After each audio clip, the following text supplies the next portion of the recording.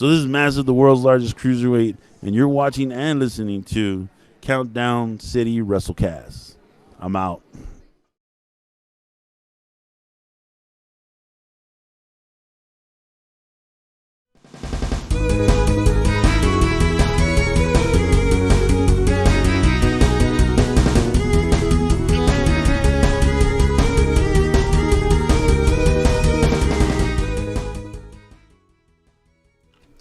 What's up, heels and baby faces? Welcome to another episode of the Countdown City WrestleCast.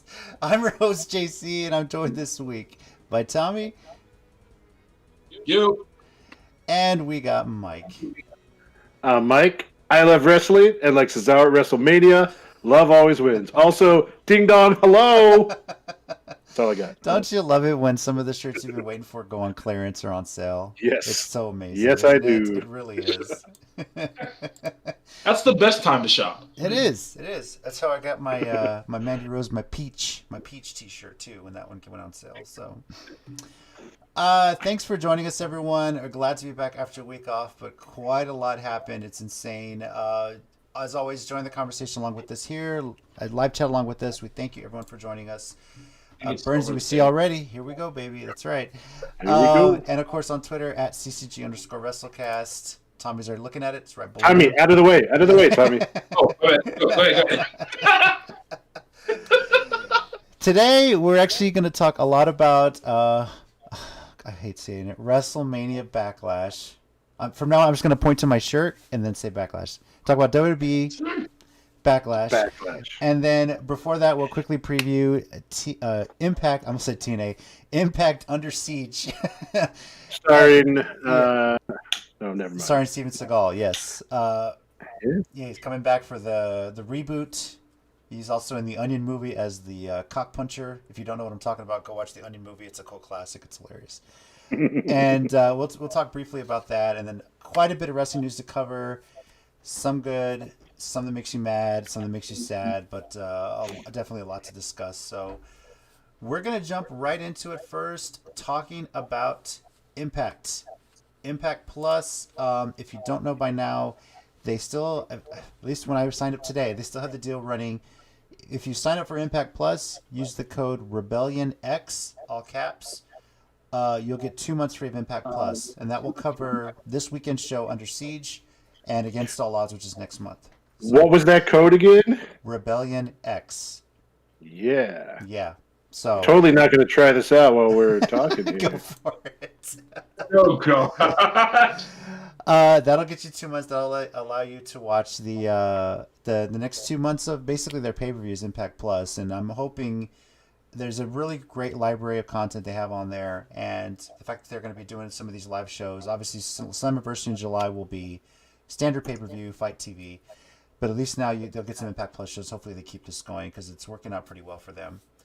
Now, UnderSiege itself, there's good matches in the card. There's 4 main ones that are worth talking about, I think, for sure. Not to say that they're not all worth talking about, but these are the ones that are going to stand out a lot. Real quickly, the Knockouts Tag Team Championship, Jordan Grace and Rachel Ellering are going to be defending against Fire and Flavor, who are getting their rematch. Tommy, you think Jordan Grace and Rachel are going to be retaining, or was this just something that they got on Fire and Flavor? Just to get Fire Flavor back the title. So I'm going to say they'll retain because I'm still wondering if I'm not saying any of the names that Mike said. If the former Iconics will debut at some first. I refuse to say any of the names Mike said. I just can't. Live chat. What's your Impact name for the Iconics will be when they get? Look, all I did was look up synonyms for Iconics, and those were some of the things I said a few weeks ago. And I'm sure they're great names. Yeah. Anyway, I'm picking Grace and Ellering to retain. Okay. Sure, Fire and Flavor will get them back at some point, but I don't know if they'll do it this coming weekend. Mike, you thinking they're going to retain too? Yeah, I mean, I say this thinking, of course, of WWE, who has done this quite recently, but I really hope they're not going to do some hot potato with the belts and just go back and forth. Like, Fire and Flavor had a good run. They had them for a little bit, and now, Grace and Ellering, I wouldn't mind seeing them have it for a bit. So yeah, like I'm not huge on. This is pretty much their first defense, right? I mean, they may have had one. Yeah, no, I mean, it's their first. Yeah, they haven't been defending them on Impact TV yet. Yeah. So yeah, I mean, I would like for them to retain. I'm thinking they're going to retain too. Now, it's not. I'm not putting it past Impact to have a title change on Impact Plus shows. They've done it before.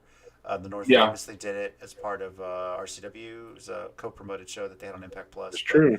Right now, I think you can definitely build something with Grayson Ellering for the Iconics with one eye, making an appearance in Impact and possibly running at the title. So the Iconics with 4 eyes. Think about it. Now, the X Division Championship, Josh Alexander is going to be defending it. We don't know against who. If you watch Impact this Thursday, whether it's on Access TV or Twitch, there's going to have basically a 6-way match to determine the number one contender for the X Division title. That just tells me I feel like Josh Alexander has to kind of retain. I mean, it would suck for him to win it and lose it immediately. You know, I mean, especially with this being the X Division title. Well, he's got to establish himself more as a singles guy, I think. Yeah. Mm-hmm. I think I retained it, but like I said last time, like I forgot there were days where if there was a belt that played hot potato, it was the X Division title. That thing tended to rebound like crazy across the roster. So, I mean, and not always a bad thing either, but because the matches were so exciting. But no, I think he'll retain this time around, no matter who it is, unless they get like someone completely shocking. Unless it's Ace Austin, I think, because maybe Ace will want a shot back. You know, get it back. If it's Ace Austin, he's the most likely to win it back, because you know he's a super heel, and Madman Fulton is still a person that exists, as giant as he is. So you know. Yeah.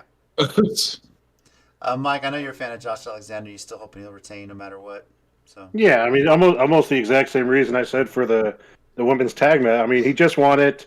You know, he, like we said, or I said the last time we were talking about him, he's a great talent. He's kind of having a chance to shine now that I almost said EC3 again. I did that the last week. Now that Ethan Page is gone, I don't know why I keep comparing him with EC3. But yeah, so I mean, I think just, you know, he's got a great run. He's a great wrestler unto himself. And you know, don't get me wrong, TBD is second only to Vacant. But I just don't think he has what it takes, at least not in this first defense. He's advertised so much, but it just something happens. He's never able to make the matches. I know, just like Vacant. Yeah. Someone needs to book an actual masked wrestler match of Vacant versus TB to be determined, and let's just settle this once and for all. Hey, I call dibs on the TBD Twitter handle since Vacant's become so popular as one. Better claim it for somebody else. Dibs.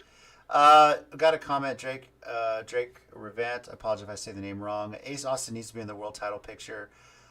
I would agree with that, and honestly, I wouldn't put it past them if Ace Austin were to win the 6-man and beat Josh Alexander. Obviously, he can use option C at any point as long as he's holding the title, and I think that might foray him into the world title picture. However, I don't think he's going to use that as long as Kenny Omega is the champion. Now, that's they want to do something with that, and Ace Austin should be up there. I just don't know if it'll be while Omega's champion, because they're really doing this whole co-promoted thing with AEW. Now, Kenny Omega, while he's not defending the Impact World title, is going to be on the show. He's in a part of a 6-man tag match teaming with the Good Brothers. So the champion is still there. It's not like a Brock Lesnar complex where he's the title, but he's disappearing for months on end. He's still going to be there. You know what? For everyone's criticism of Omega, AEW, that is a fantastic point. I mean, you can't. Go ahead. He's literally. I mean, he's champ for 2 shows, so 3. I mean, you know. Oh, right. He's also got AAA, and he's going to defend that apparently against Andrade, supposedly. I don't know if that's. Yeah. You know. That's what I heard. Yeah. Yeah. So, very likely to happen. Jon Moxley and Cody Rhodes just screwed up Vince's plans for everybody, man. They're like, forget you, man. We're going home for 90 days, and then we're going to go literally everywhere else. In all fairness, Vince only has plans for like 3 people anyways. One is Roman Reigns, 2 is Charlotte, and I think 3 is Alexa at this point, but that's about it. You know, when you release talent and send them their belongings in a trash bag, and sometimes it's not even your belongings, what do you think is going to happen? Ooh, that is not a good look. That's a discussion for another time, maybe later this episode. Anyway, Knockouts Championship, Deonna Purrazzo is going to be defending against either Rosemary or Havoc. That will be determined this Thursday. Either whether it's Rosemary or Havoc, I know Tommy's conflicted, but I still think Purrazzo's going to be unstoppable until she's defending this title against somebody from like Thunder Rosa, Hikaru Shida. I think Deonna Purrazzo is going to win no matter what. Mike, I think you agree with me on that. I'm going to let Tommy really think about this one for a minute. So, yeah, I wouldn't even mind if this winds up being one of those things where the Rosemary Havoc decision is like a double count out or maybe not double count out, but a thing where it forces it to become a triple threat as opposed to just the one-on-one. I'd be fine with that, honestly, with those people involved. But I do agree with you in the end. I do think Deonna Purrazzo is going to hold on to it. I mean, Rosemary and Havoc are great talents. They're going to put on great matches and add, those storytelling kind of fun elements to the matches in their way. But, again, I agree with you. This run for Purrazzo is really trying to solidify her as, one of the top females in, not just in Impact, but kind of in general. So I think in the end, Deonna Purrazzo, whoever she faces, whether it's one or both of them, she'll come out with the belt. Yep. Now, Tommy, who do you think will challenge? Who do you think is going to win? My guess it'll probably be Havoc who challenges. It'll probably be Deonna who wins. That's not a mark against Deonna. It's just I don't like betting against my alternate reality ex-wife. Just that's my joke, and I'm sticking with it. Anyway, I'm down with it. Yep. And but like honestly though, the way they're building her back up, it just feels like Taylor Wilde's going to be the one who dethrones her. Who, by the way, looks fantastic for a person who hasn't wrestled in like 10 years. Again, off doing her own thing for her. She's doing. I mean, she looked great in the ring. I think any ring rust, she's working it off really quickly. But yeah, I'm going. B Ninja Brandon, thanks for joining. Says Deonna, another one WWE let go. Look at her now. Yes. Yeah. And the way she came out and called him out for it, said, "I'm going to prove y'all wrong." He also says, by the way, and I apologize that I didn't say this to open the show, happy belated birthday, Tommy. Yes, Tommy's birthday was yesterday. I actually forgot to write. I was like, damn it, I was going to call it the show, but happy birthday. Hope it was a fun one. Yeah, happy birthday. He also says at least Havoc didn't say no. And Drake actually thinks Havoc for the win, so maybe he's expecting a title change this Saturday. So maybe so. Yeah. And when he says Havoc didn't say no, he's referring to my sign, and I still hold. That's still a very dear memory in my heart that I will treasure. It's funny when we talk about signs. When we talk about Shawn Vexx later, there's one sign in particular that may come up in this discussion. And I have to tell you the story behind that one too. The only person that can say what was on that sign is Tommy. So we'll just get that for later. All right, now. Also, I'm still convinced that's the greatest sign in the history of ACW. Yes. Bar none. That's for sure. Jeez. But anyway, we'll get there. All right. Finally, probably the main event of the night will be the number one contender match for the Impact World Championship.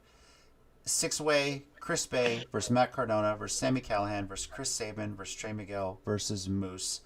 The winner will get a shot at Kenny Omega for the Impact World Championship. I assume at Slammiversary or against all odds. I have no idea. They haven't said when. They just know they're the number one contender. So, Mike, who is going to get the title shot here? So, I'm just going to go with the pick that I really want to win this because I really want to see this match. And I don't know if it happened, 8 years ago in PGW or a bingo hall or in Japan or something, but I want to see Chris Sabin win. And I want to see Sabin versus Omega. Man. I mean, obviously, there's some guys on here, Moose maybe and Cardona with a little bit bigger name. That's kind of a little bit bigger matchup to a lot of people. But I mean, as someone who didn't get to see Saban live because he was announced for a Super Bowl weekend show, and then apparently we were told by the promoter he didn't make the flight or something, even though another wrestler say that was a complete lie. Whatever the story may be, I've always been a huge fan of Saban, especially watching, I've only watched TNA back to about 06 or 07.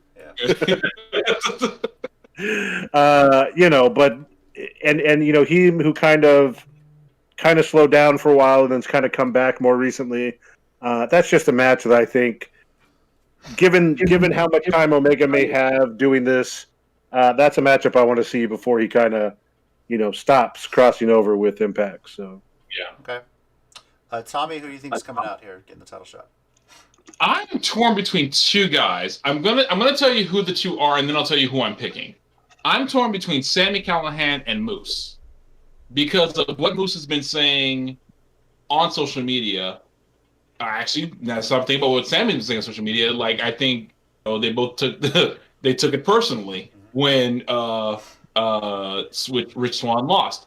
But I'm picking Moose to win it overall because I kind of feel like this whole before my contract's up thing might be a fast one they're trying to pull on us, because either he's gonna resign with Impact or he's gonna sign with AEW and just still be champion regardless and just go back and forth. Because I cannot see a world where he goes to WWE. One reason. I don't think they will know what to do with him, and I think he already knows that. And I think he's been able to grow as a performer and as an in-ring character in Impact. I mean, he's like to me, he's almost worlds different than he was when he was first in like ROH and everything, because of like his mic work, how creepy he can be now, and I mean that in a good way. Like, he's like a cold, chilling presence now. So I think I'm picking Moose because I feel like this is the road he's been on, and this is what like catapults him further. Oh my God, they would give him such like a lame non-Moose name in NXT, and they would just say, "Oh look, it's Jonathan Smackablack," and you can't do the spear. We already have somebody else doing the spear. You got to do something else. That whole thing.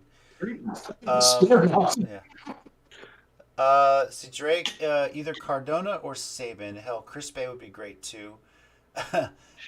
Burnsy, preach, Tommy, preach. By the way, yeah, I mean, in all honesty, I don't think you can go wrong with any of these guys. No, against Omega, because it's also Omega. That's the thing with this match. It's like they put the top 6 guys who are in Impact currently. That's still saying like there are still like 4 or 5 other people they could have put in this match, and it still wouldn't have felt wrong. Chris Bay would be my choice if this was like a one-on-one match between him and somebody else, because I want Chris Bay to win the world title so freaking badly, because it's like, do it. Come on, pull the trigger. But that's just me. But it's just the way they feel that they've been building it up. But Chris Bay just needs to. So yeah. And also, I kind of mentioned. Oh, go ahead. Sorry, Brandon says they would call him De Bullwinkle. Smooth, thank you for that, Brandon. Wow. They would. Yeah. Vince would. And he would he would find someone to be like Rocky, and they would do the whole thing. Back to make him do that. What I was going to say real quick is like even a Cardona Omega matchup would be interesting. I think I talked about this a couple of shows ago. The idea of Cardona was just always like the WWE guy for his whole Zack Ryder run. I mean, kind of similar to Miz, that he was so loyal. He always did what was asked. He was trying to get himself over, but even when he didn't, he just kept doing that. And then you oppose that with Omega, kind of the indie darling, the top guy to never really be in WWE, even though I know he was like in developmental a long time ago. Like to never really do that and just kind of be like that guy. Like I think that would be an interesting dynamic that they could play. So I mean, again, like all 6 of these, I'm not going to be disappointed with the match, no matter who comes out. Good.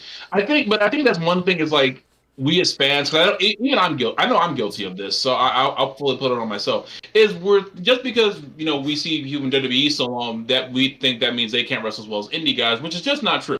Right. It's like because I remember always defending John Cena to indie fans. It's like, no, the dude can actually wrestle. When he was on the indies, he can't wrestle. When he's in WWE, he doesn't have to do as much because he's in WWE. Yeah. And, you know, if he does the same 5 moves, well, they're the same 5 moves. But because when you let John Cena go, when they tell him go out there, I think about his matches with Shawn Michaels, with Kurt Angle, with CM Punk. Dude, he can put on a wrestling clinic. He is not. No one has to carry John Cena in a match. Right. He can carry it just fine. It's just that we forget that because, you know, the machine. And the Miz, same thing. When everyone thinks, the Miz is just a talker. No, he's not.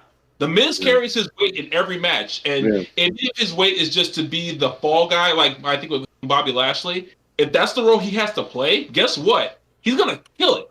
Yeah. He's going to kill that role.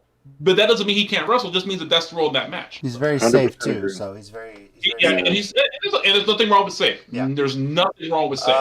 Brandon says Rocky would be Stokely Hathaway. That's the name. God damn it, he would. Yeah. Oh my god. Oh, that is now the greatest thing I could think of. Yeah. As for my pick on this, because you guys see that now, but not really. I'm gonna go with Moose winning this. Moose kind of said it from the beginning. He told Rich Swann before the match at Rebellion, "You better not lose this."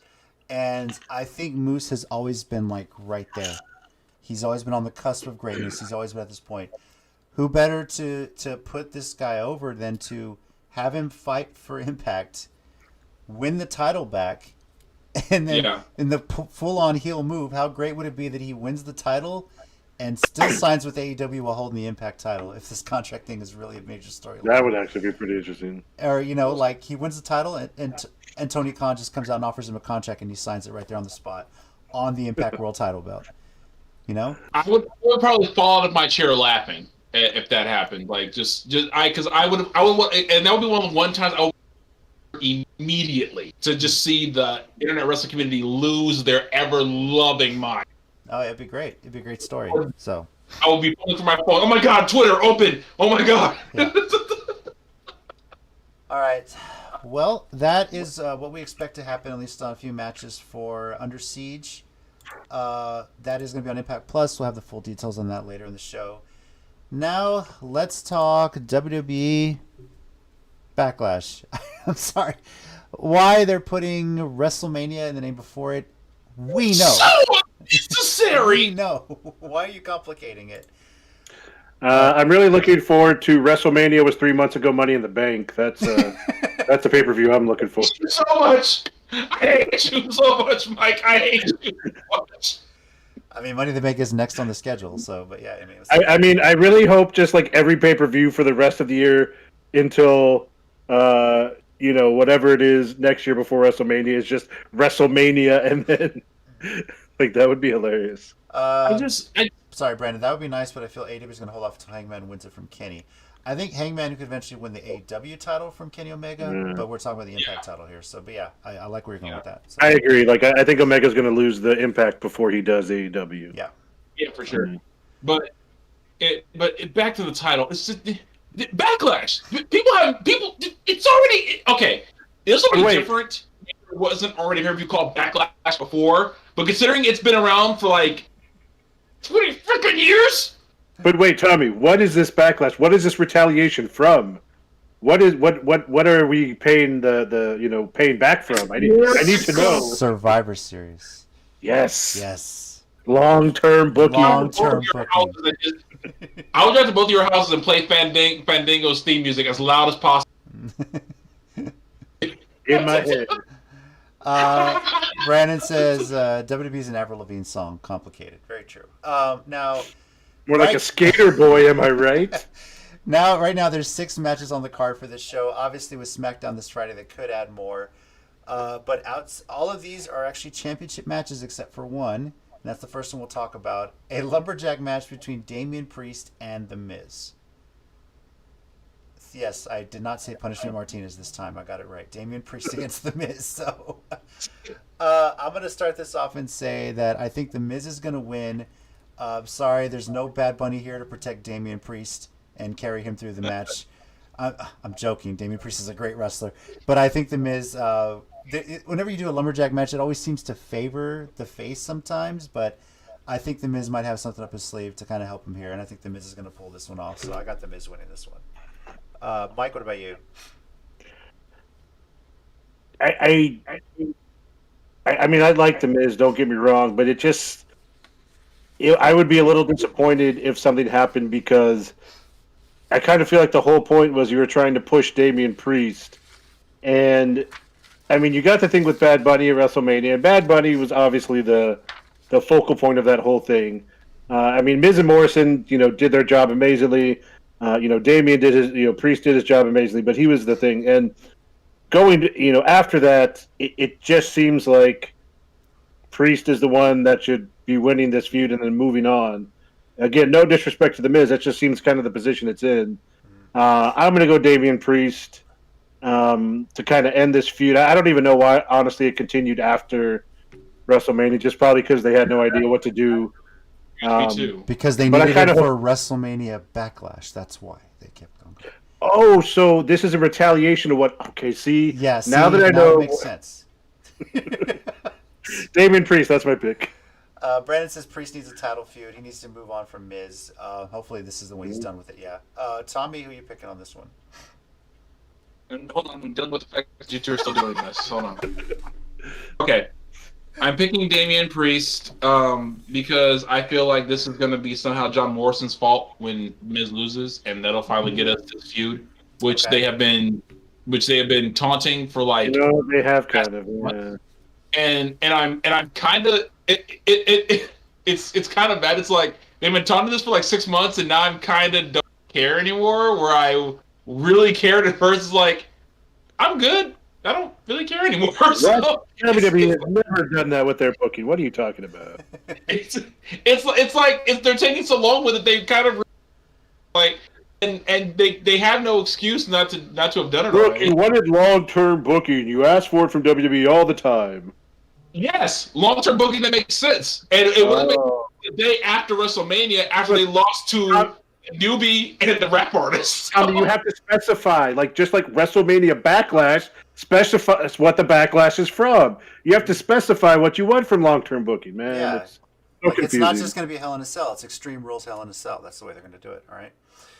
Because otherwise, I don't know if Hell in a Cell has Extreme Rules. Drake says it's like WWE has fourth graders naming their pay-per-view now. Maybe. Look, at least Balls of Fire was funny. I mean, come on.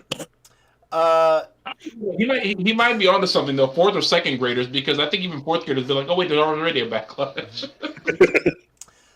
All right, SmackDown Tag Team Championship. This one's interesting. The Dirty Dogs, Robert Roode and Dolph Ziggler, defending against Rey Mysterio and Dominic Mysterio.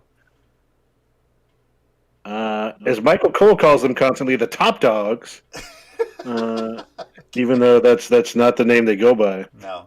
I don't know. Are you? I'll go ahead and take it first. I'm going to go with the Mysterios. Yeah. I think they've been waiting to put this on them for a while. I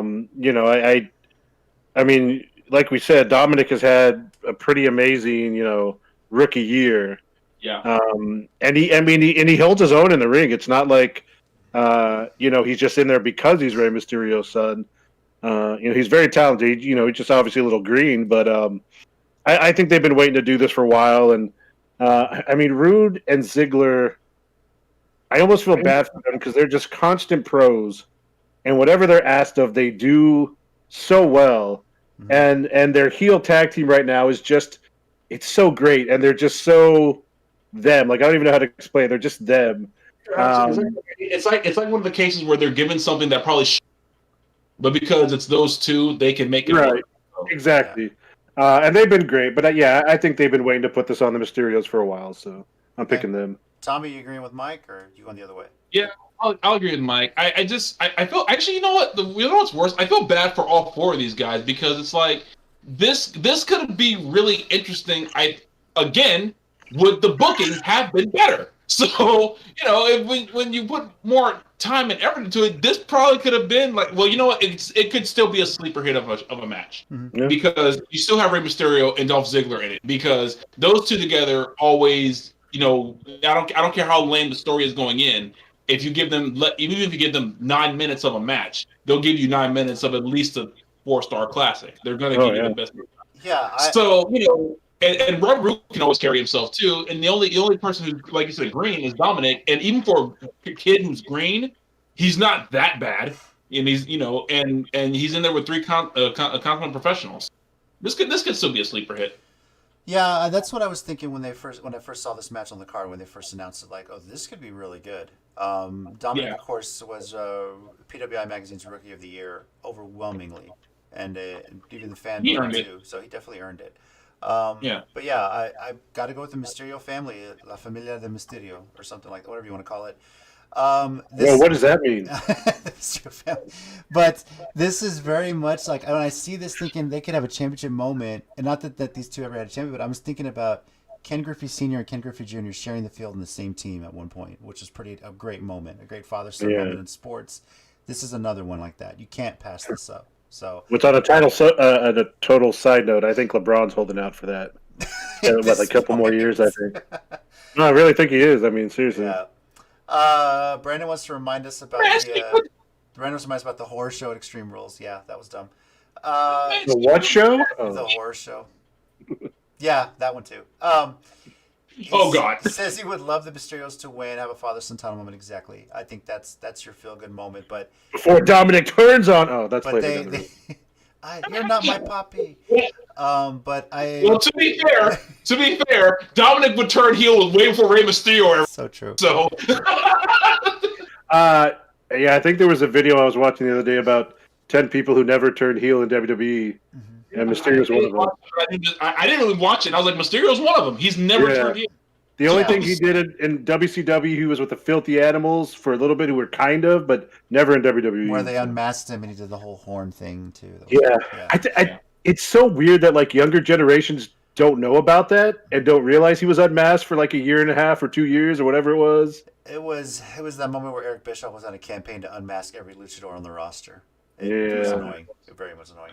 Yes. It was very stupid. All right, Raw Women's Championship, a.k.a. find another match that Charlotte can make a triple threat. That's basically what this is.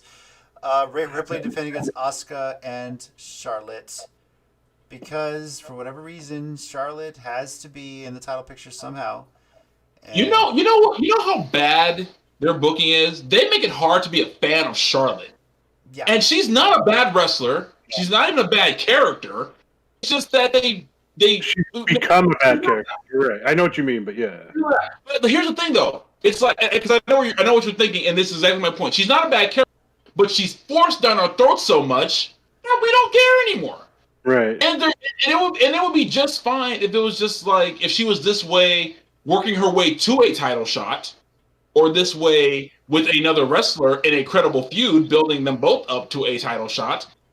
Literally insert any woman's name on the roster here. But no, it's just you automatically thrust into the title picture. And it's just like, but for what? I mean, what does she have to? What does she try? Like, does Vince think she has to prove herself? Objectively speaking, no one who actually follows her work rate would ever say she can't wrestle. Right. If you be completely objective, she is absolutely one of the best in the world, and from an objective point of view. But when you do stuff like this, people don't care. Yeah, I think part of the reason why WrestleMania was so good was because Charlotte wasn't on it. And that because granted, yes, she was injured, but if she comes back on injury and she immediately is thrust into the title picture at WrestleMania of all shows, right? Again, and it's not. Yeah. Oh, you're right. And again, but it's not. It was good because she would have had a bad match. It's good because her character so overwhelms whatever she's in. Yeah. That they have to it's like this. Like, this is Rhea Ripley as a champ, Asuka's getting a rematch, and somehow Charlotte has to be inserted, and that's what takes over our conversation of that match. Yeah, it's like that's what her character's become. It's Triple H in the early 2000s. It's Roman Reigns in the mid 2000 teens. It's just their top person, and they're going to shove it in into that main event picture, no matter what, whether the fans really enjoy it or not. So yeah. Brandon, I hate what the booking they've done for Rhea and Asuka. Drix says Charlotte's the new John Cena, but can actually wrestle. It's funny. But that being said, but I was going to say Charlotte doesn't have the best. I was going to say that's the point. I was going to say Charlotte doesn't have the best track record in these triple threat matches. I think she's lost every single one she's been inserted into to give it star power. So I'm thinking Rhea Ripley's going to retain. Does anybody else here think different? No, I agree. No. Okay. And I do want to throw one little thing in. Some of the things I've said today, I want to give full credit to the Cultaholic site and Matthew, who is the guy who runs Botchamania, or behind Botchamania. He does their podcast with him. He said so. He said this before, but he said Charlotte suffers from the same problem that the Bucks do, the Young Bucks. They say the same thing, whether they're heel or a face. And usually what they say is very heelish. Yeah. So when they're faces, it's hard to cheer for, I'm the best, I'm the greatest, look how good I am. Because that's usually what a heel does. Right. You know, especially in WWE where they want their faces to be very vanilla and not, you know, Not like really old John talk. Cena was. Not really talk either. Let the heels do the talking. But she talks, and Triple H used to do this too. Like, he doesn't let other people get over in promos and in talking things. Like, he would always laugh at the other person and outdo them, which makes him look cool, but it makes your opponent look like crap. And, you know, Cena did that a little bit at times, and Charlotte does that more, and, like, she just talks down to them and doesn't take them seriously a lot. And I think it just takes away from the overall, you know, story and the whole situation. But this is also why that's all I got to say about that. This is also why I will never get entertained an argument that Okada has pushed too much in New Japan, because I was like, I will Will Smith to Jada Pinkett toward Charlotte, just like, really? Whoa. That's your argument? Just this is, so no, it's like, but because like you said with the promos, because even in the promos that Okada has with, well, when he was shooting with Tanahashi when he first got there, the point was to talk down to him. That was the point. But then he feuded like Naito like a decade later. The whole point of their feud was to see who was actually better. They weren't trying to, you know, say for sure, oh, I'm better than you, blah, blah, blah. They're just saying, no, let's finally find out who is better between us, and let's do it at Wrestle Kingdom. But like you said with this, it's just like she's always talking down to and not taking them seriously, which is kind of interesting when you're not the champion to not take the champion seriously. I don't get that. I never understood booking like that. I was like, the champion has nothing to prove. You do. So Right. You're coming off an injury. Are you still as good as you were before? You know, so that's Yeah. SmackDown Women's Championship. This one's going to be good. Bianca Belair defending against Bayley. Mike, you're wearing the shirt. Are you going with Bayley? You think Bianca's going to retain? Okay, I know I'm going to do this, and I know it's going to cause me to not pull a Tez, but I can't go against Bayley. Okay. So I know I'm probably going to be wrong. I know they're probably just going to give her, you know, a nice victory for the other person, but I got to ride or die with Bayley because I still can't believe what they did to her at WrestleMania. And you can tell me she was a part of the show, and she stole the scene she was in because she's Bayley, and because she's done that with her character. And I will never forgive you for trying to put the freaking Bellas over at the end of WrestleMania and throwing Bayley down the ramp because you thought the fans cared about the Bellas being back. Get out of here. I'm going with Bayley. I know it's gonna ruin a chance at perfect picking, but I don't care. Yeah, I'm going with Bianca. I hope she has a long title reign, deservedly so. So I got to go with Bianca Belair. It's not even your fault, Bianca. Yeah. I'm sorry. It's not even your fault. And Tommy? Bianca Belair, long may she reign. Fair enough. Brandon says. But I'm sorry. Brandon says Bayley versus Bianca is literally Angelica versus Susie. funniest comment we have ever got on this show, and because it's 100% true. Yeah, I know. And I can now see a world where Angelica and Susie grew up to become wrestlers and have been dreaming of this, kind of like the Iconics. Yeah. Funniest comment we've ever got on the show. But you know what the story was there? Angelica secretly did care, and she had a heart. She was just afraid to show it. And the same with Bayley. She really cares about all these people. She's just trying to bring the best out of them. Yeah. Well, see, Look, I'm agreeing with you because that's also why I think Bayley didn't push harder to be on WrestleMania because the matches that were set. Now, that being said, what the freak, Vince? You can't. Okay, so yeah, but go ahead. Let's move on before Tommy gets more angry. Universal Championship, Roman Reigns defending against Cesaro. I know Mike has already like the "Don't Give Me Hope" thing going here. Drake says, "Write the fanfic, Tommy." By the way, Mike. I know Cesaro's your boy. I was thinking about doing that before I said it. I know you're happy he's at least getting a title shot at this point. Now, obviously, we all think at some level he's going to win the championship. Do you think it happens this Sunday? Okay, so we're asking two different questions. Okay. Do I think it's going to happen this Sunday? Honestly, no. But if you're going to ask me who I'm going to pick, I've already ruined my perfect pick for the week. So I'm going to go Cesaro, ride or die, right there again. I respect it. You know, I've been saying the Hawkeye I guess maybe the Ronin don't give me hope. Yeah. But you know what? Maybe there's a metaphorical rat in a van that's going to run over that free Ant-Man. Because really the rat in Endgame was what put us down the road to save the world. Mm-hmm. So maybe Jimmy Uso, and I mean this metaphorically, not literally, because this is going to sound bad.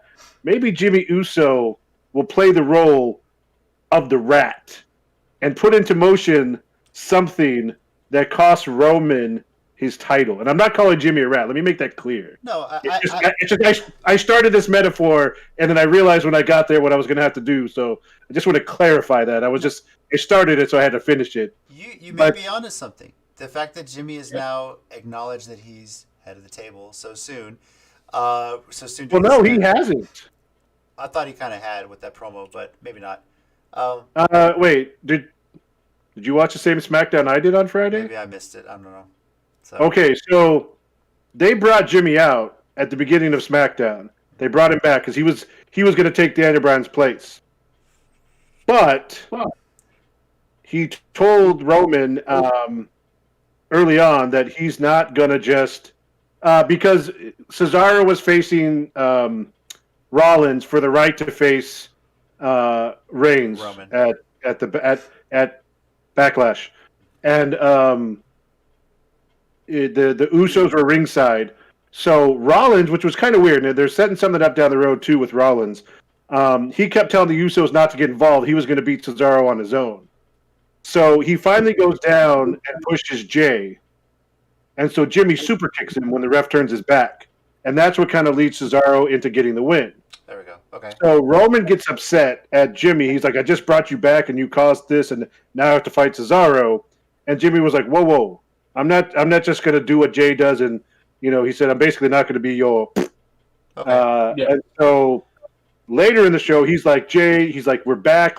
We don't have to do what he says. And they showed what happened at that Hell in the Cell match when Jay was going against Roman when it all started.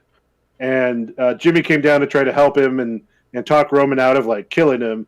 And then he wound up putting Jimmy in a move. And that's why Jay said, I quit to save his brother. Right. So they kind of referenced that. And so at the end of the show, Jimmy didn't want to get involved. Cesaro came down and beat down Roman and Jay. Jimmy only got involved to try and help Jay. But Cesaro wound up hitting a neutralizer on both Jay and Roman. Although I got to take the Samoa family to the task there. Both of y'all took that neutralizer real poorly, man. Both of them didn't go full body down, and it made it look kind of bad. So shame on you guys. You might be onto something though, with Jimmy being the guy that cost Roman the title. He's kind of the snake in there. He's kind of. I don't know if they would do it at this point, but I'm going to ride or die with Cesaro anyways. Oh boy, that makes the pick tough. It really does. But I want Cesaro to win badly. I really do. I was hoping for it to be some moment where it was actually at a WrestleMania, not WrestleMania Backlash. So in the title. Yeah, it is for the title. So My heart is with Cesaro, but my head and my pick are gonna go Roman because I know. You care about the numbers, man. You just care about guess. the numbers. I You're such a guess. numbers man now. Well, I think you're onto something with Jimmy being the guy that will turn on Roman eventually. I don't think it's gonna happen just yet. So maybe You only ride or die with Gail, Kim, and Alexa, man. No love. maybe. So, but that's not to say if Cesaro won, I wouldn't be excited. I would be super excited for that to happen. So, No, you don't get to celebrate, man. You choose it, or you don't. I'm just kidding. but I'm going Roman. Tommy, who are you picking? Help me out here before he kills me. But Well, sorry, JC. I gotta ride. I respect it. Yeah. I got to. Okay. So same logic with the whole Jimmy thing. But it's also like, to me, it's like this will be the one thing that also sets Roman to uber evil side of himself, like fully turning on everybody except Paul Heyman for some reason. I just don't see him turning on Heyman. But it's like I think, like, if he loses Cesaro, it'll be everyone else's fault but his, And I kind of want to see that Roman, because evil Roman is fun. Evil Roman, when he loses and it's not his fault, I want to see that Roman. I want to see the Roman who blames everybody else. Real quick story before we move on. Right. So I have family who doesn't watch wrestling. Big surprise. But my aunt flipped past SmackDown. I think it was just this past Friday, and she saw Roman Reigns, and she told my mom, "I want to start watching wrestling again." I was like, "Oh dear God." I also want to throw one other thing out. Besides that's a great story, and she's not wrong. But it's also a WWE thing, especially after WrestleMania, in that kind of summertime, to put a championship on not a smaller guy, but a guy who's not one of their main draws, while their main draw gets into a different feud. How many times was Cena not champ and someone else was, but Cena was the main event and not the actual champion at the time? That happened quite a bit throughout the run. Yeah. So, again, do I think it's likely at this point? I'm not, definitely not a high number percentage, but it has been done in WWE where they'll put the belt on a Mysterio or, a guy they don't think of as like that big main event guy, but then that big main event guy kind of gets into a feud, which they'll put at the main event anyway. So, I mean, there is some history of that. Here's where I'm holding. Here's why I'm holding out hope. Jinder Mahal still won the WWE Championship once upon a time. Mm-hmm. If Jinder can do it, so can Cesaro. That's just like one of those that, like, I don't even mean this to be like mean to him, but looking at the overall picture, it's just like, which of these doesn't belong? And I know that sounds mean. I really don't mean it, but it's just like where he was right before, or just everything up until that run when he really got jacked, and that was part of it. Mm-hmm. I mean, he came back and he was just jacked. And then, that combined with their desire to kind of get in that Indian market, just all kind of came together for him. I mean, it came full circle for Drew McIntyre as well. Same thing. He got a bit jacked, made a name for himself, and came back. So there's a possibility. You never know. Heath Slater, let's go. Finish it up. I wait for like 3 years later where Heath Slater finally wins it. That's what it's going to be. Heath Slater's going to come back, still got kids, but more muscles this time, and is going to win the title at WrestleMania. You just watch. Just watch. So, why not? Yeah. Why not? Why not? All right, and finally, WWE Championship. It is a triple threat. Look at that. Bobby Lashley against Drew McIntyre and Braun Strowman. What? A triple threat and Daniel Bryan's on it? I'm kidding. Yeah. That joke was funny. So that's a little bit of news. I got Lashley retaining here. I know everyone said the pick might be to put McIntyre, but I don't know. I think they won't put it back on McIntyre until they have a consistent set of fans constantly at the shows to get behind. So I like Lashley here as the champion, the heel champion. People will be chasing for a while, so I got to go with Lashley on this one. Mike, where are you going with this? I actually think I'm going to agree with you on this one. I think I kind of got convinced after WrestleMania that, like you said, McIntyre. In fact, I think after this match, he might get into some other feud, maybe Strowman for a while, or maybe something else. kind of take him away from that main title picture. And SummerSlam's a little too close for the run, so maybe like Survivor Series, kind of have a run back toward that belt. Whether Lashley's still there or, someone in the interim. But I kind of agree. I mean, Lashley's done such a great job. I was kind of shocked at WrestleMania, but I mean, he's just been pretty consistent in his character. And, I see you just kind of ride out with him for a little bit. Yeah. Take it further down the road. Drake, by the way, says, "Come on, Mike. Jinder was a better champion than JBL. Maybe." Yeah. That's actually would be a good debate. Like, honestly, I mean, JBL was a coward champion. He really was. So it's kind of a debatable. Which is interesting because you think about. I mean, we can get to this later, but the JBL character change was actually pretty amazing. Yeah, actually, from where he started to what he ended up as. So, and it made Cena's title win at Mania mean a whole lot more. That the JBL title. So, Drake says Lashley for the win, but Braun takes the pin.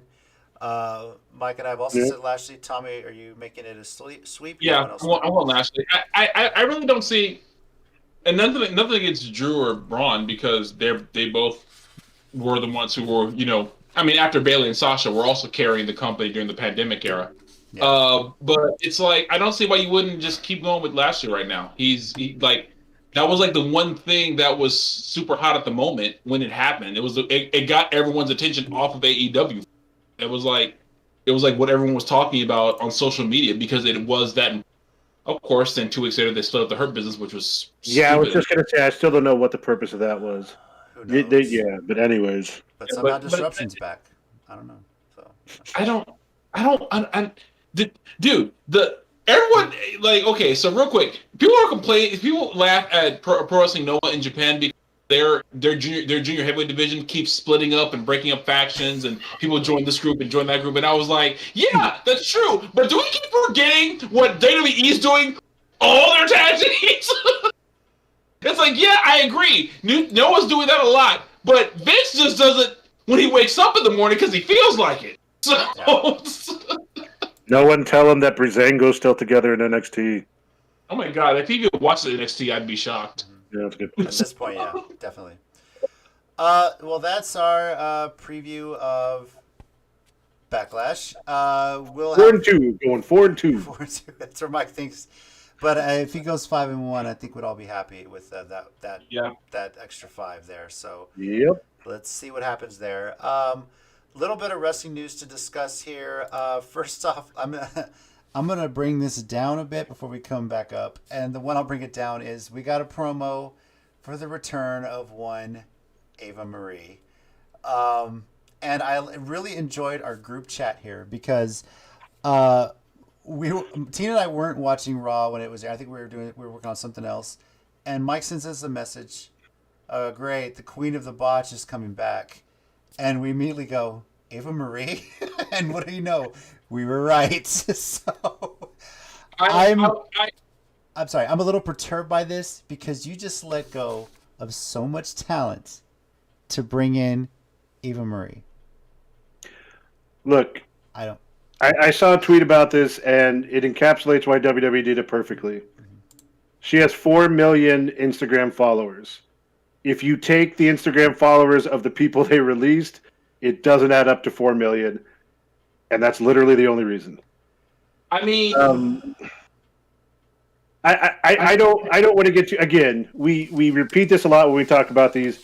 I don't know. I don't think even Marie's her actual name, obviously. No, it's I don't know her personally.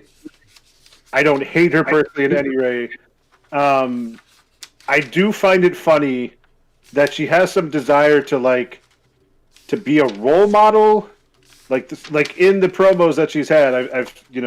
She says she wants to come back and be a role model. You have Bayley, who's already doing the role model gimmick. You have Britt Baker in AEW doing the role model thing.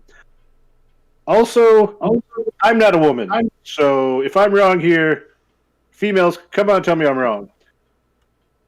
But if you're going to come back and be a role model while you're taking photos on the car in your tight leather dress and heels, I'm not saying it's bad. I'm just saying that seems weird. If I'm wrong, please tell me. I'm just that seems weird. Look, Eva Marie on Total Divas, fun character, really nice, whatever. She has a great family dynamic, has been through some shit. Husband's a real sweet guy to her and everything like that. I get that. But from a wrestling standpoint, they're going to shit on her. I mean, that makes it easier for her to be a heel. But, here's the thing.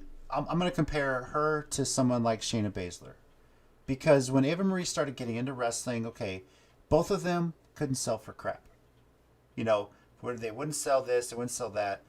I saw improvement from Shayna. I didn't see it from Eva Marie. Yes, Eva Marie could do some moves better, but she looked at times still lost in the ring. She would take a bump and immediately sit up and just kind of go to the next movement. She needs to learn to sell better. She needs to do those kind of things better. That's what annoys me about her. Gimmick aside, she plays it well. She plays the annoying well. She's going to get the boos, and that's fine. You get the boos, work with it. But get all the boos you want. Miz got him for so many years because everyone associated him with the real world and the challenge. But over time, he worked at it, and people now respect him as a wrestler. And Eva's really got to work on that. I hope in this time that she's been away from WWE, on some levels she's been working on that, to show improvement, to shut people up when she gets back in the ring. I really hope to see that from her.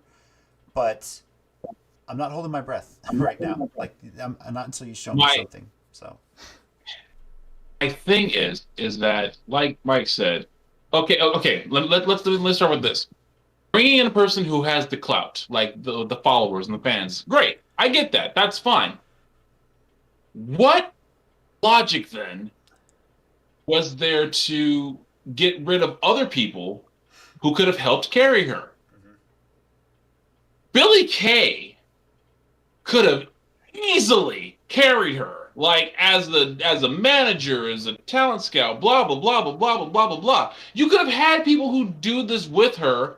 And even if she's bad at wrestling, she could be a manager or something like that. Bringing her back isn't the problem. It's not. It really isn't. Bringing her back after all the releases is the problem. And when she got released to a wellness violation 2 years ago, let's not forget that. So and there's that. So it's not the fact that she's back, and it's not the fact can't wrestle. I mean, I'm one of the people who didn't hate him, but Great Khali was not a great wrestler. I didn't hate him. Great Khali was not a great wrestler, so I'm so to harp on that would be. So it's like, it's not the fact that she's not the great wrestler. It's the fact that she was brought back, and when clearly all these other people who had, like you said, like put in the time to improve or done whatever for the company, and she's just if she's improved, great. I'll believe it when I see it, but great. If she's improved, fantastic. Good for her. You have people who are already loyal, who are already putting the time in. Yeah. And you did nothing. So it makes me not care about this. It really does. In honor of Billie Kay, I rate this return. You got to be joking me. That's my official rating. Also, that's fair. And also, let's point out she's trying to do the glam hot chick gimmick that Vince has tried with Emma, Carmella, Anna. I don't even know who I'm missing in this list, but I know I'm missing like at least 8 more names. It's a thing that we're recycling again. And you could have kept Billie Kay around, have Carmella and Eva Marie as a tag team, and Billie Kay's holding the curtain up for both of them, like they did at WrestleMania. Billie Kay as a character would have danced circles around here. It would have been embarrassing. Burnsy, Vince is breaking up tag teams like it's going out of style. He's been doing that for years, of course. Brandon says Ava bought 9,000. Drake follows up with beep, boop, beep. Yeah, very robotic. So true. We'll move on from that. Look, Ava, you're back. You're signed. It's coming. It's happening. Show me something. Show me that you've improved. That's what I want to see. Yeah. Prove us wrong, please. Another thing to note, it's been pushed back for so long. It was scheduled for June 20th. NXT UK TakeOver Dublin has officially been canceled. Yeah. So who knows when we're going to get another NXT UK TakeOver. Obviously, the pandemic is still hitting over there longer. Maybe this fall, but that was actually going to be a 2-show weekend because you were going to get the TakeOver Dublin during the day, and that night was going to be Money in the Bank. So unfortunately, now it's just Money in the Bank that night. But It sucks because it's been a long time since NXT UK has had a takeover event. Hopefully they get it back soon. So they're taping NXT UK shows. Like the show's running again. Yeah. So I don't understand why they can't. I don't know. I mean, I get there won't be fans there, or maybe not as many. I don't know what.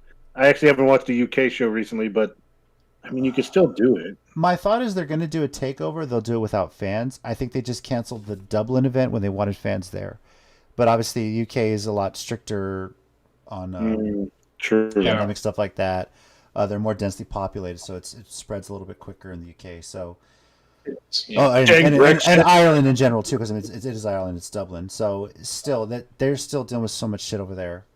Hopefully by the fall, it's worked out. It's better that they'll be able to handle it. On a bright note, though, AEW is finally returning to the road. They've been in Daly's Place for so long in Jacksonville, had a limited number of fans. They officially sent out that they are selling tickets for July 7th in Miami and a week later in Cedar Park, a.k.a. Austin, Texas, right outside Austin, Texas. So, and isn't that day there in Austin the day that the 90 days is up?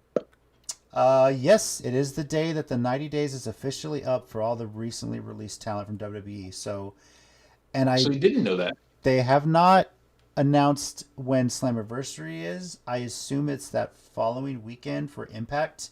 And if they're still doing this AEW Impact thing, maybe there's going to be some Impact crossover there in Austin. Yeah, like the eyebrows. So this is interesting. This is fun. And I know all of us here in Texas, Central Texas, it's in the middle of summer. Maybe we can make the trip. Are looking forward to seeing live wrestling again for some of the big shows. And I'm actually pretty excited that AEW is doing it first. And they're going to be hearing to whatever protocols are in place, whatever state they go to. That's pretty damn cool. Yeah, be careful. All of a sudden next week we're going to hear, Vince, I'm coming back July 6th and July 13th. We're going to do it before that, just the day before. Honestly, I was shocked that the next day I didn't hear WWE was going to have, we're going to be in 10 cities. Dude! Calm down. They're in Cedar Park. We're going to be in Helotes. Let's find another suburb or something. I mean, there's some church grounds out there. They might be able to do like a festival show. Just some outdoor. Just put it on the parking lot of the Walmart. Why not? So Or do it at the what is it the country venue where all the singers go. Flores Country Store. Dude, that would be epic for wrestling. Having been there, that'd be epic for wrestling. I'm not gonna lie. It'd be interesting. Yeah. All right. Finally, or not finally on the news, but something else to talk about. Dark Side of the Ring, and this kind of snuck up on me because the season 3 premiere was last week, and it was a 2-part episode on Brian Pillman. So, excuse me. Dark Side of the Ring, of course, is Vice's highest-rated TV show, and the reason why they're actually getting signed with MLW to bring them a show later on this year.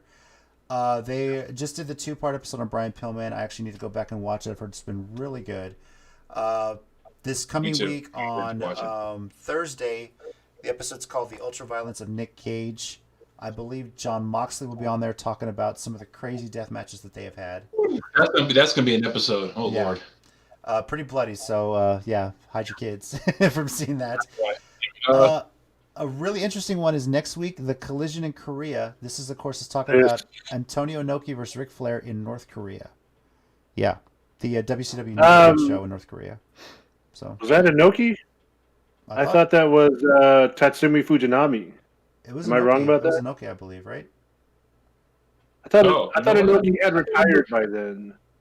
Because no, okay. Yeah. Maybe I'm thinking of something different. Was this the one where Flair loses the belt, but they didn't recognize it? There were a couple like that, actually. Might be. I don't know. Fair enough. I know this was a co-promoted event with WCW New Japan that took place in Pyongyang, North Korea. In the 90s, I believe, right? So, Tommy's looking it up. But, that's going to be interesting. While Tommy looks that up, some other topics this season they haven't announced dates for. The Ultimate Warrior, the, quote, plane ride from hell. You're right. Yeah. The Dynamite Kid. Yeah. You guys got it? Yeah. Yeah. It was. Yeah. This is where I don't know if it was Fort. Well, it could have been Fort Town, but they just didn't recognize it. I know at this event. Yeah. Yeah, you're right. Yeah. Other topics: Dynamite Kid, Luna Vachon. They're gonna have a whole biography about her, which will be pretty interesting. That's cool. The 1994 WWF steroid trials. That, if you remember that almost brought down the wrestling world, you know? Yeah. Grizzly Smith, Frontier Martial Arts Wrestling, XPW, Johnny Canine, Bruiser Bedlam, and then who better than Canyon? A whole episode about Chris Canyon. Looking forward to that one too. Yeah. So I'm looking forward to the FMW one because you know, old ECW heads know about Mike Awesome and Masato Tanaka coming from. When Mike Awesome was the Gladiator, and I'm looking forward to that because I want to know there for a while. Title changes for the last 2 weeks because obviously we didn't have a show last week. There's been quite a bit to discuss. We had The Way, Candice LeRae, and Indy Hartwell winning the NXT Women's Tag Team Championship. And I somewhat boo, but yeah, it works. I believe Raquel Gonzalez was defending the women's title earlier today against Mercedes Martinez. I think Raquel retained. I didn't see the ending of it, but I'm pretty sure Raquel retained. Yeah. I don't know. Tony Deppen winning the Ring of Honor Television Championship. And shut the hell out of it. I couldn't believe it. Jay White winning the Never Openweight Championship in New Japan. It's everything. Okay. Tommy's even mad about that. I will mention though that Tom Lawler has won the newly inaugural Strong Openweight Championship. This is the belt in New Japan Strong, their weekly show on New Japan World. So he's he's kind of the face of that promotion right now. Of that side of things. Yeah, he is. Yeah. I'm not mad about Jay White winning, not really, because I mean, little company guy. Him and Ospreay, man, and Zack Sabre Jr. It's like to New Japan saying, you know, you guys have been here and you didn't leave, and everyone wants to sign all three of them. So, can't really get mad at that.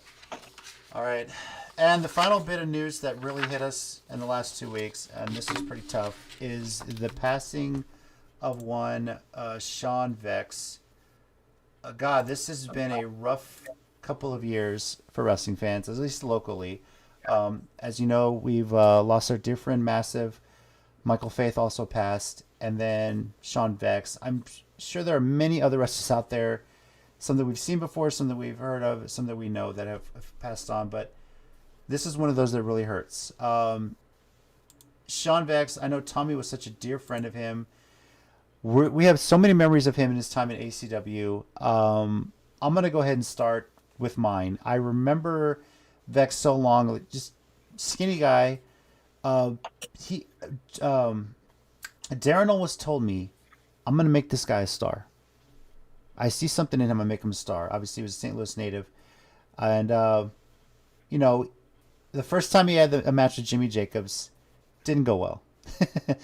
It was like I was really excited for Vexx to get that match. It was exciting.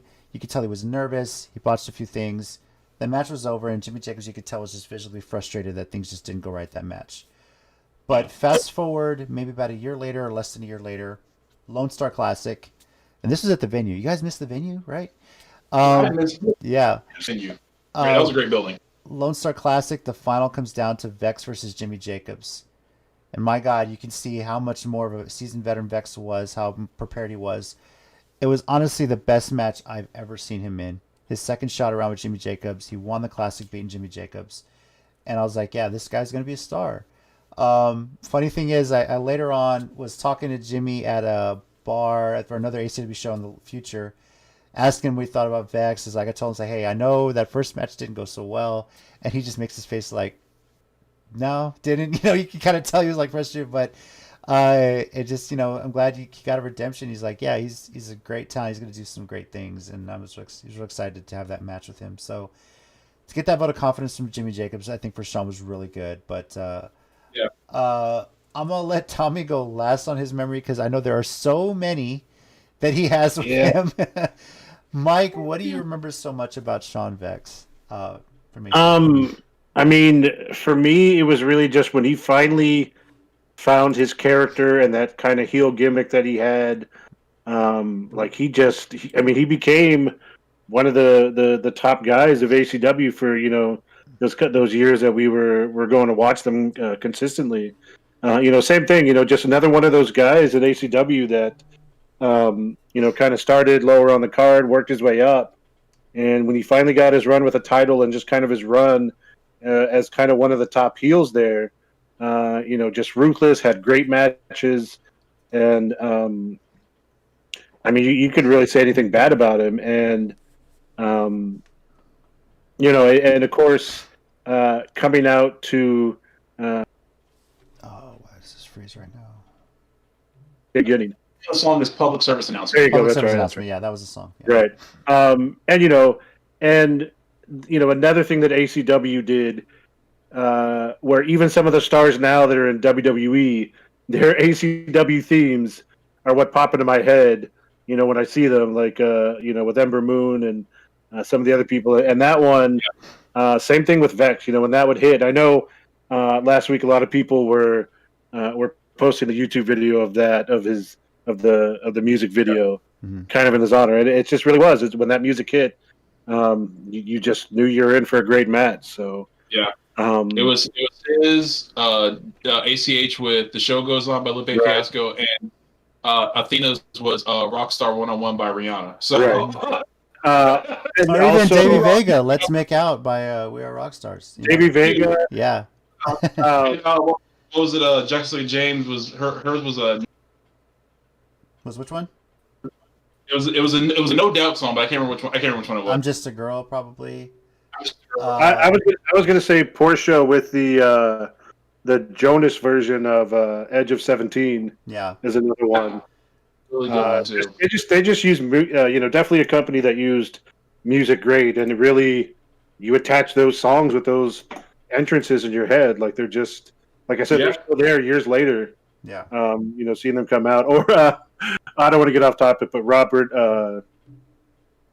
Evans. Yes.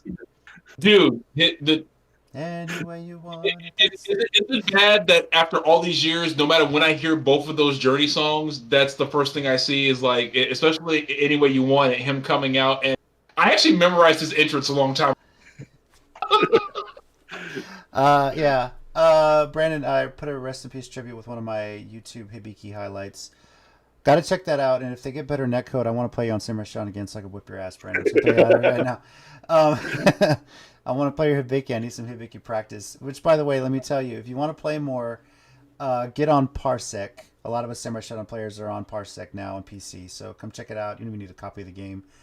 He also says, I miss Rachel Summerlin. Me too. So much. I really do miss Rachel. Her theme song was a girlfriend, Avril Lavigne. It was the one time you would get a crowd of about 50 grown-ass men to yell, yeah. Yep. Now, back onto Vexx here. One thing I didn't know about him was he was a Navy vet. I found that really interesting. I had no idea. Yeah. So I didn't know that until the Obit came out.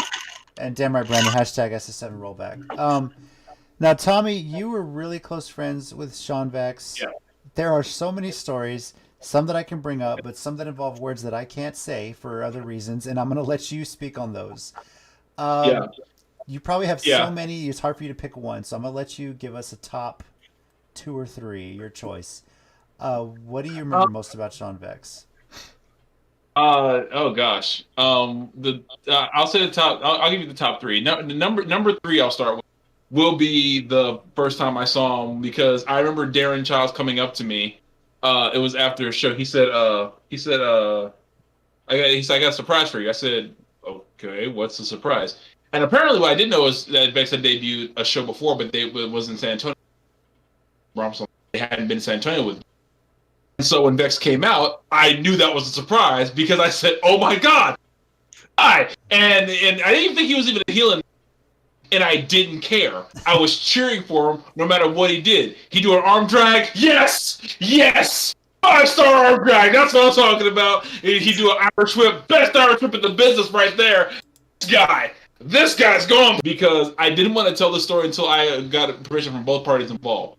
An ACW show in Austin was at the Mohawk, and somebody stupidly, not a wrestler but a fan, threw a chair. I don't know who the fan was because all I saw was somebody run out of the building. And the reason why I'm bringing the story up because after he ran out, not 2 seconds later, Scott Summers and Shawn Vexx were running past me after this. And I immediately thought, oh, someone's gonna die. Oh, fun. But not really, because I don't want them to go to jail. So I have ability.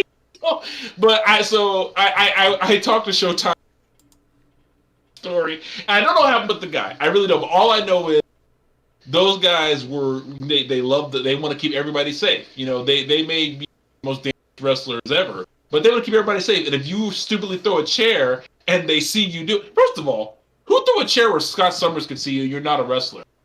Did you want you wanted to die that day? It's that just is the only explanation I can think of. And so I love that story. But the number one story that I think JC is wanting me to tell and explain. We all are. Yes, yeah. Is the story. Okay, so first let me give you some let's give everyone backstory. This happened after Vexx became really popular. He became heel, and I felt personally betrayed by them. So at one show, I brought a sign that said, I went completely ghetto on this, and it said, Vexx, you's a bitch ass nigga. This is what the sign said. And me and Yim held up the sign, and he even took pictures with me with the sign, everything like that. This may have been about a year or 6 months later. Before I tell you have ACW, let me tell you what happened the night before at BOW. It was a BOW. Vexx wasn't wrestling. I think everyone together, and he was just hanging out with the show. And I ran and I saw. I was like, "Oh hey man!" He's like, "Oh hey man, what's up? What's up?" You know.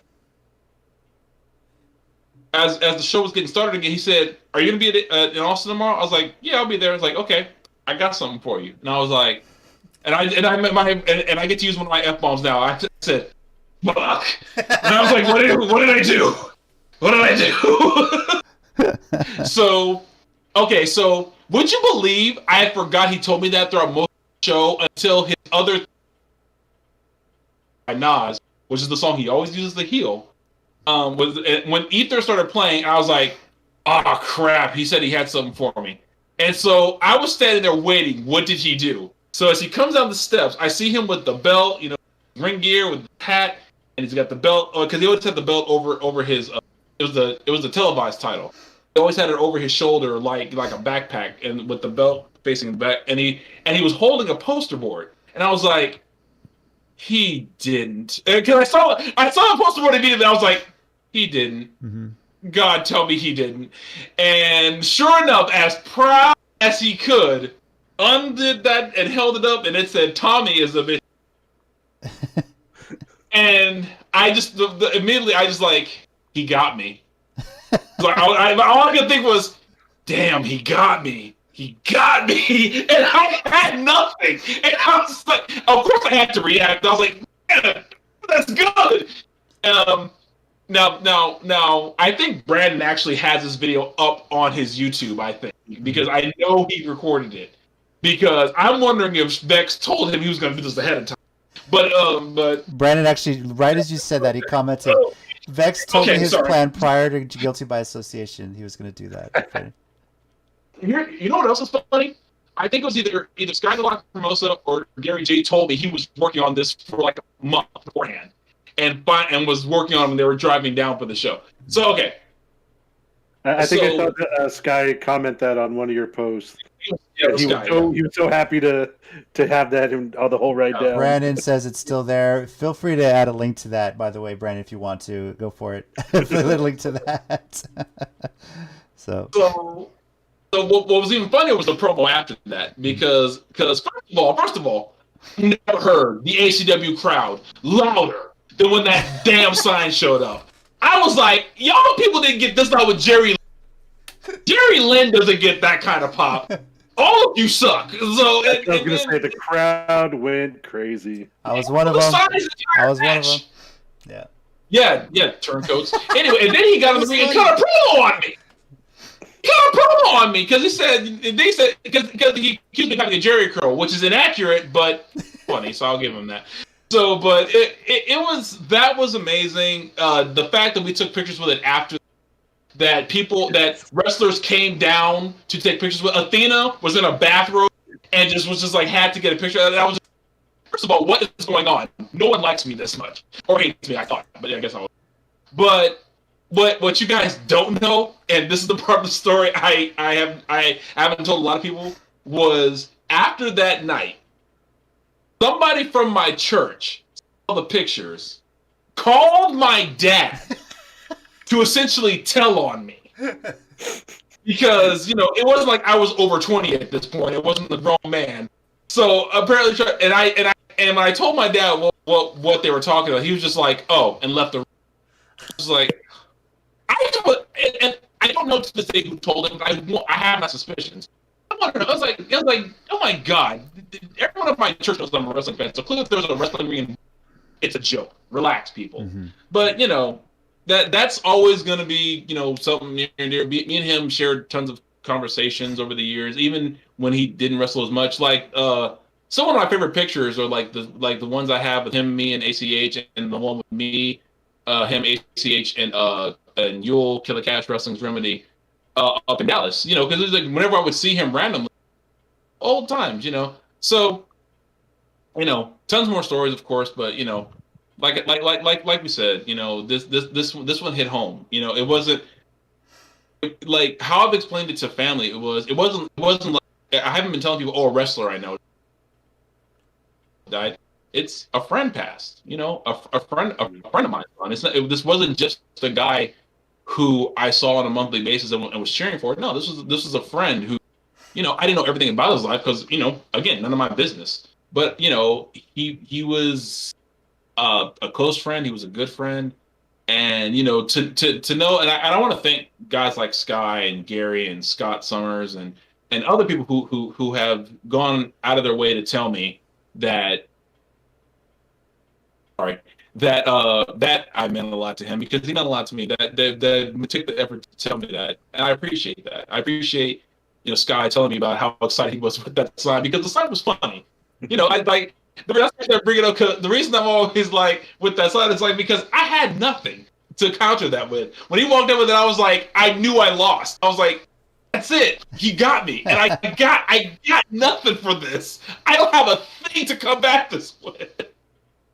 I remember one guy brought a sign a couple of months, maybe a year later. It said Vexx and Tommy 3, like it said Battle of the Icons, and I found that picture recently. And I was like, man, I don't know what would have done to top each other, but yeah, that would have been fun if we'd had one more sign battle before. That would have been fun. But yeah, Brandon says I also remember Inspire when he popped up and got everyone to say the N-word. It was wild.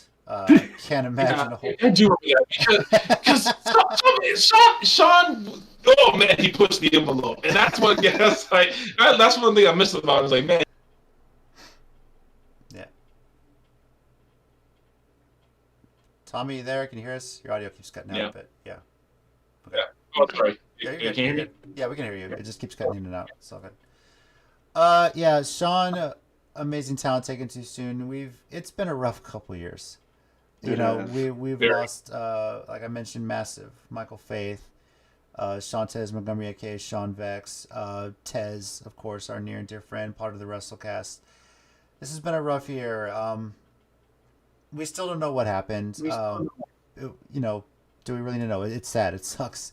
Tommy, I know, went to the funeral, and there was remarkable. He said there was a lot of people that showed up.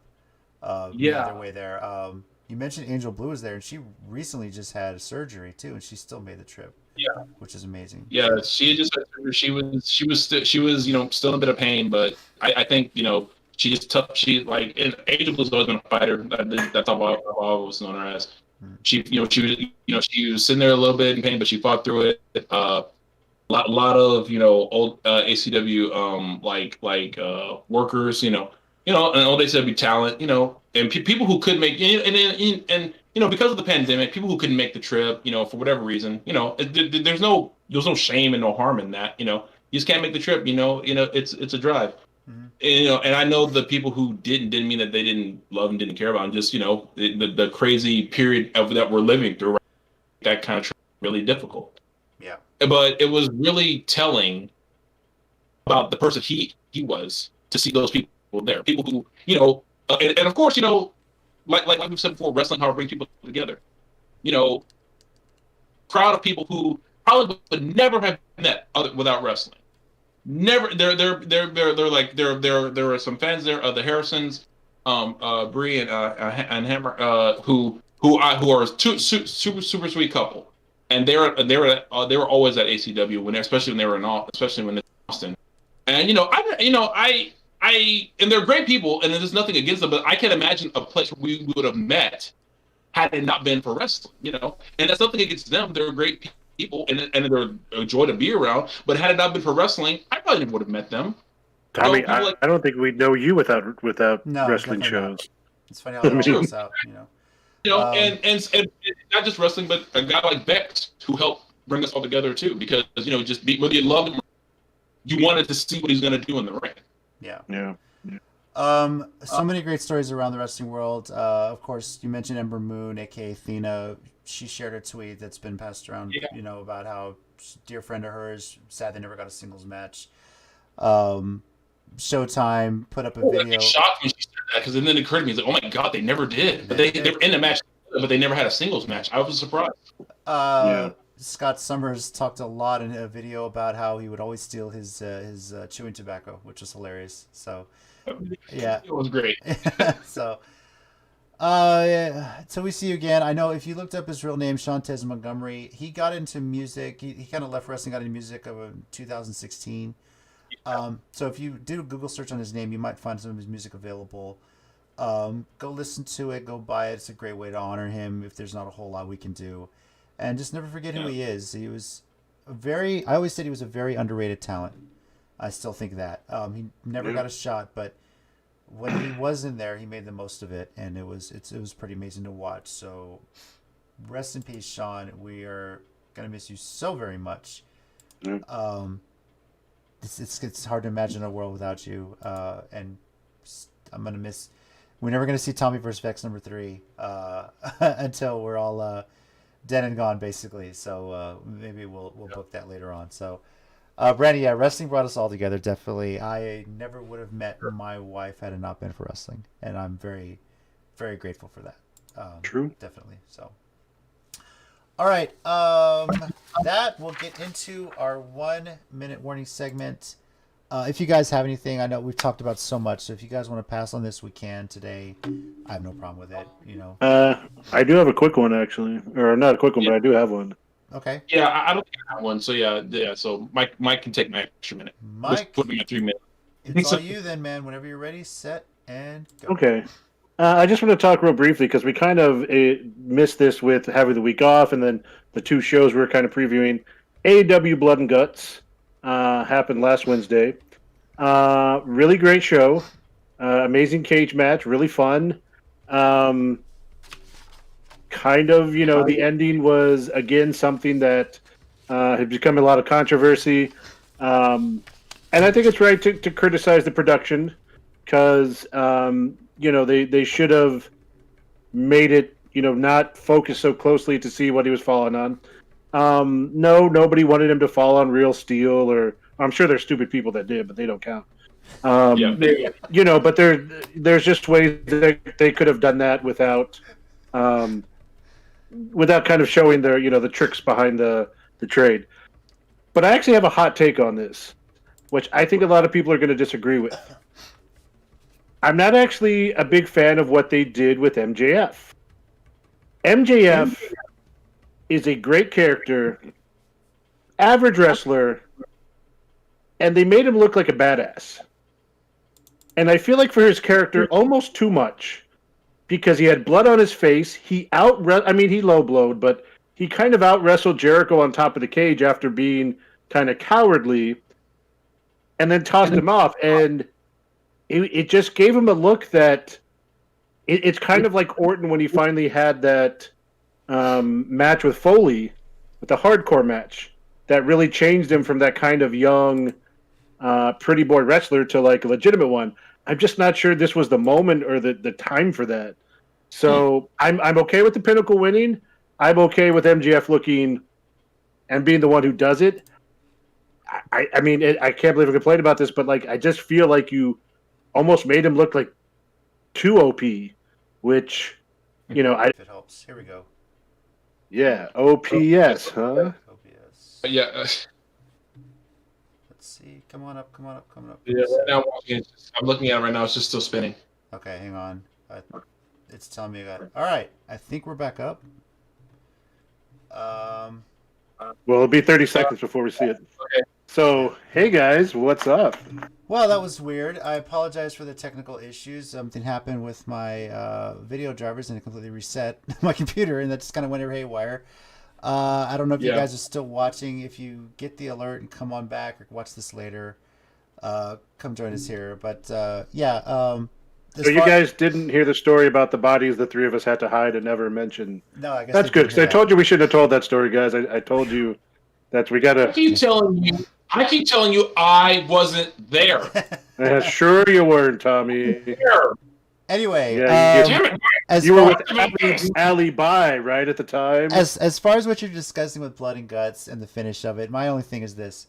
We know it's wrestling. We know there's crash pads. I mean, we were there at WrestleMania when Shane McMahon took the bump off the cage through the table. You could see the crash. Whoa, JC, now you're changing your story. What? Last month or a couple months ago, you were saying he fell to the table, and it looked like he just went through the table. And I said there were crash pads.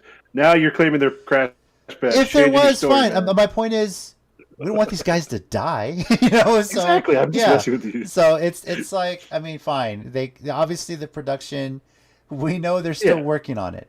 We know the whole barbed wire bomb thing didn't go over very well. They're working on it. So and obviously the other problem was they just left the camera on Jericho's face for a long time, and you just see like what's supposed to look like the great cardboard, the bottom of it, which is just yellow. Yeah. I feel like, when you're a seasoned production, at some point you're like, turn away, look at the people in the ring, look at MJF. And they just kept going back to Jericho's face, and I was like, again, it's a little thing. It's not a huge thing. No, it doesn't mean AEW's going under and they're dead now.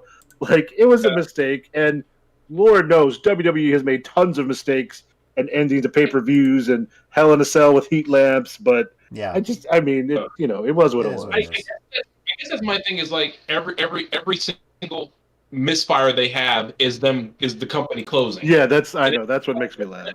To me it's like, okay, so that didn't go as planned, which is kind of what's been happening, But guys, first of all, Blood and Guts was still great. It was still brutal as hell, because dude, Dax and Sammy's beginning, that alone could have been a match and I would have been fine. That was a nice cage, by the way. Yeah, and that was just the two of them fighting in that cage for like 45 minutes. But how they started would have convinced me that match was. But okay, so it's production issues, and it's like, well, you know what? Yeah, if you go back and watch early WWF and WCW stuff, there are clearly production issues because it's new. But when you have guys who've done it all the time, that it's not expected to have as many mistakes. So it shouldn't have. They still do sometimes, and it happens. Yeah. No, they do it definitely. Yeah. It's live TV. What I think it was either Bischoff or Heyman once said, like, the that's the danger of live TV. Yeah. Something can and will go wrong. Murphy's Law. If it can't happen, it will. It's the danger of a live stream. Your computer goes crappy, and we have to stuff happens. So true that. Yeah. So I mean, to me, it's just like, okay, that's a misfire. It's something that they'll learn from, like the explosion thing, and and come this coming Dynamite, we're gonna move on. It happened. It wasn't the best. Big deal. The match was still sick as hell. So we're gonna move on. All right. Well, that's a good segue for us to move on. So let's talk about this weekend's wrestling shows here. First, we have UnderSiege, Saturday, May 15th at 7 p.m. Central Time from the Skyway Studios in Nashville, Tennessee. The only way you're going to get to watch this one is on Impact Plus. As I mentioned, if you go and sign on right now, I believe the code RebellionX gets you 2 months for free of Impact Plus. Go check it out. Go check the library. I highly recommend you sign up on the website and then log into like your streaming device, your Roku or Apple, whatever. Don't sign up through those devices because you're going to get charged through that, and Impact may not get all the money. So go through the Impact website to sign up for Impact Plus. I think that's the only way the promo code's going to work anyway as it is.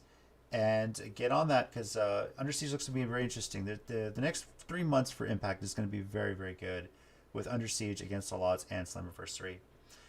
And then Sunday we have WWE WrestleMania Backlash.